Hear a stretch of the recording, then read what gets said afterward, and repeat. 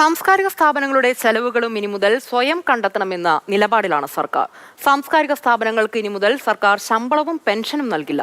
കേരള സാഹിത്യ അക്കാദമിയും ചലച്ചിത്ര അക്കാദമിയും അടക്കമുള്ള 27 സാംസ്കാരിക സ്ഥാപനങ്ങൾ തനത് ഫണ്ട് കണ്ടെത്തി ശമ്പളം നൽകണമെന്ന് സർക്കാർ.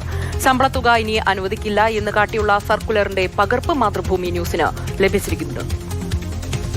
MS ലിഷോയ് ചേരുന്നുണ്ട് കൂടുതൽ വിവരങ്ങളുമായി. ലിഷോയ്, ഇതിപ്പോ മുണ്ട് മുറുക്കി ഒടുക്കുന്ന നിലപാടിലേക്ക് സർക്കാർ നീങ്ങുന്നതിന്റെ ഭാഗമായിട്ടാണോ ഇപ്പോൾ സാംസ്കാരിക സ്ഥാപനങ്ങൾക്ക് ഇങ്ങനെ ഈ രീതിയിൽ ശമ്പളവും പെൻഷനും നൽകേണ്ട എന്നുള്ള തീരുമാനത്തിലേക്ക് സർക്കാർ എത്തി നിൽക്കുന്നത്? തീർച്ചയായും. അതായത് സാഹിത്യ അക്കാദമിയും കലാമണ്ഡലവും ഉൾപ്പെടെയുള്ള ഈ സ്ഥാപനങ്ങളിലെല്ലാം തന്നെ ഈ പ്രതിസന്ധി ഉണ്ടാകും. ഏറ്റവും പ്രധാനപ്പെട്ട ഒരു കാര്യം എന്ന് പറയുന്നത് ഈ സ്ഥാപനങ്ങളിലെല്ലാം തന്നെ ഏകദേശം 27 സ്ഥാപനങ്ങളുണ്ട്. ഇത്തരം 27 സ്ഥാപനങ്ങളിലും ഈ സർക്കാർ നൽകുന്ന ഗ്രാന്റ് അനുസരിച്ചാണ് അതിൽ നിന്നാണ് ശമ്പളം ഉൾപ്പെടെയുള്ളവ നൽകാറുള്ളത്. അതിന് പുറമെ അവിടെയുള്ള വരുമാനത്തിൽ നിന്നും ഉൾപ്പെടെ ചേർത്തുകൊണ്ടാണ്. പക്ഷെ ആ ശമ്പളം ഏതെങ്കിലും രീതിക്ക് മുടങ്ങുകയാണെങ്കിലോ അല്ലെങ്കിൽ മറ്റേതെങ്കിലും തരത്തിലുള്ള ആനുകൂല്യങ്ങൾ ലഭിക്കാതാവുകയോ ചെയ്യുന്ന ഒരു ഘട്ടത്തിൽ സർക്കാരിനെതിരെ പലപ്പോഴും ഇത് ലഭിക്കുന്നതിന് വേണ്ടി കോടതിയെ സമീപിക്കുന്നു. ഇങ്ങനെ കോടതിയെ സമീപിക്കുമ്പോൾ സർക്കാരിന് അതൊരു ബാധ്യതയാകുന്നു. അതിനോടൊപ്പം തന്നെ വകുപ്പ് സെക്രട്ടറിമാർക്കുൾപ്പെടെ ഈ കേസിൽ പ്രതിയാകേണ്ട സ്ഥിതി ഉണ്ടാകുന്നു. ഇതെല്ലാം തന്നെ ചൂണ്ടിക്കാണിച്ചുകൊണ്ടാണ് സർക്കാർ പുതിയ ഉത്തരവ്, പുതിയ ഒരു സർക്കുലർ ഇറക്കിയിരിക്കുന്നത്. അതായത് ഈ ഗ്രാന്റ് ഇൻ എയ്ഡ് സ്ഥാപനങ്ങൾക്ക് ശമ്പളമോ പെൻഷനോ ഇനി സർക്കാർ നൽകില്ല എന്നാണ് നിലവിൽ അറിയിച്ചിരിക്കുന്നത്. കേരള സാഹിത്യ അക്കാദമി, അതിനോടൊപ്പം തന്നെ കേരള കലാമണ്ഡലം, കൂടാതെ ചലച്ചിത്ര അക്കാദമി, കൂടാതെ അത്തരത്തിലുള്ള നിരവധിയായ സ്ഥാപനങ്ങൾ ഇതോടുകൂടി തനത് ഫണ്ട് കണ്ടെത്തി ശമ്പളവും പെൻഷനും മറ്റ് ആനുകൂല്യങ്ങളും എല്ലാം തന്നെ നൽകുന്നതിന് വേണ്ടിയുള്ള തുക ഇനി കണ്ടെത്തണം. സർക്കാരിൽ നിന്ന് ഒരു സഹായവും പ്രതീക്ഷിക്കേണ്ടതില്ല എന്നാണ് ധനവകുപ്പ് അറിയിച്ചിരിക്കുന്നത്. ലിഷോ, ഈ സർക്കാർ ഈ തരത്തിലുള്ള ഒരു നിലപാട് അല്ലെങ്കിൽ ന്യായീകരണം നിരത്തുന്നതിന്റെ അടിസ്ഥാനം എന്താണ്? അതുകൂടാതെ ഈ തനത് ചെലവൊക്കെ സ്വയം കണ്ടെത്തിക്കൊള്ളൂ എന്ന് പറയുമ്പോൾ അതിനുള്ള മാർഗങ്ങൾ കൂടി എന്താണ്? അതായത് ഇപ്പോൾ ഈ സാഹിത്യ അക്കാദമി ഉൾപ്പെടെയുള്ള സ്ഥാപനങ്ങളാണെങ്കിൽ അവയ്ക്ക് ഇത്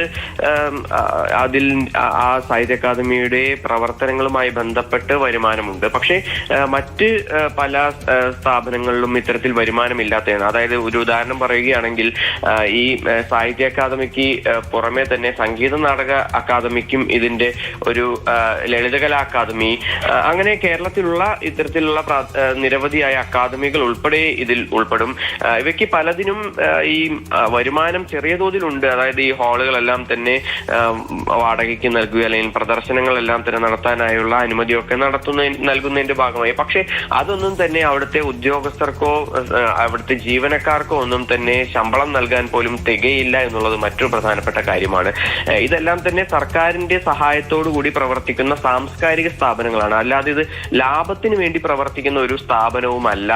അതുപോലെ തന്നെ ഈ ജനങ്ങൾക്കും സാഹിത്യകാരന്മാർക്കും അതിനോടൊപ്പം തന്നെ ഇതുമായി ബന്ധപ്പെട്ട യുവാക്കൾക്കും എല്ലാം തന്നെ ചേർന്ന് പ്രവർത്തിക്കുന്നതിനും സഹായങ്ങൾ ലഭ്യമാക്കുന്നതിനും വേണ്ടി സർക്കാർ രൂപീകരിച്ച ഇടങ്ങളാണ്. പക്ഷെ ഇവിടെയെല്ലാം തന്നെ ഇത്തരം ലാഭത്തിന് വേണ്ടി പ്രവർത്തിച്ച് പണം സ്വന്തം നിലയ്ക്ക് കണ്ടെത്തണമെന്ന് പറയുമ്പോൾ അതിന്റെ എല്ലാം പ്രവർത്തനങ്ങൾ തന്നെ തകർന്നു പോകുന്ന നിലയിലേക്ക് ഒരുപക്ഷെ കാര്യങ്ങൾ എത്തും എന്നുള്ളതാണ് ഇപ്പോൾ നമുക്ക് പല ആളുകളും അറിയാൻ കഴിയുന്നത്. അത് വലിയൊരു വിഷയം തന്നെയാണ്. കാരണം ഈ വരുമാനം വേണ്ടത്ര ലഭിക്കാതെ എങ്ങനെയാണ് ഈ സർക്കാർ നൽകുന്നില്ല ഇനി ശമ്പളവും പെൻഷനും സ്വയം കണ്ടെത്തിക്കോളൂ എന്ന് പറയുമ്പോൾ അത് മുന്നോട്ടുള്ള പോക്കിന് ഈ സാംസ്കാരിക സ്ഥാപനങ്ങളെ ബാധിക്കും എന്നുള്ള കാര്യത്തിൽ ഒരു തർക്കവുമില്ല. ഇതിപ്പോൾ സർക്കാർ ഏകപക്ഷീയമായിട്ട് എടുത്ത ഒരു തീരുമാനമാണോ? എന്തെങ്കിലും കൂടിയാലോചന ഈ സാംസ്കാരിക സ്ഥാപനങ്ങളുമായി ബന്ധപ്പെട്ട ഉദ്യോഗസ്ഥരുമായി നടത്തിയിരുന്നോ? അതേക്കുറിച്ചുള്ള വിവരങ്ങൾ ലഭ്യമായിട്ടുണ്ടോ ലിഷോയ്?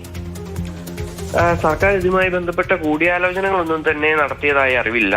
മറ്റൊരു കാര്യം എന്ന് പറയുന്നത് കുറച്ചു കാലങ്ങളായി കേരള കലാമണ്ഡലത്തിലും ജവഹർ ബാലഭവനുകളിലും എല്ലാം തന്നെ ഈ സാമ്പത്തിക പ്രതിസന്ധി മൂലം അവർക്ക് നൽകുന്ന ഗ്രാന്റ് വർദ്ധിപ്പിച്ച് നൽകുന്നില്ല. ഇതോടുകൂടി അവിടുത്തെ ശമ്പളം നൽകാൻ പോലും, ജീവനക്കാർക്കുള്ള ശമ്പളം നൽകാൻ പോലും, കേരള കലാമണ്ഡലത്തിലാണെങ്കിൽ അധ്യാപകർക്ക് പോലും ശമ്പളം നൽകാൻ കഴിയാത്തൊരു സ്ഥിതി ഉണ്ടായിട്ടുണ്ട്. മാസങ്ങളോളം അധ്യാപകർക്ക് ഈ ശമ്പളം മുടങ്ങും മുടങ്ങുന്ന അല്ലെങ്കിൽ വളരെ വൈകി ലഭിക്കുന്ന ഒരു സ്ഥിതി ഉണ്ടായിട്ടുണ്ട്. ഇതെല്ലാം തന്നെ ശരി നിഷോയ്, കേരള സാഹിത്യ അക്കാദമി, ചലച്ചിത്ര അക്കാദമി ഉൾപ്പെടെയുള്ള 27 സാംസ്കാരിക സ്ഥാപനങ്ങളോട് തനത് ഫണ്ട് സ്വയം കണ്ടെത്തിക്കോളൂ എന്നാണ് ഇപ്പോൾ സർക്കാർ നിലപാട് അറിയിച്ചിരിക്കുന്നത്.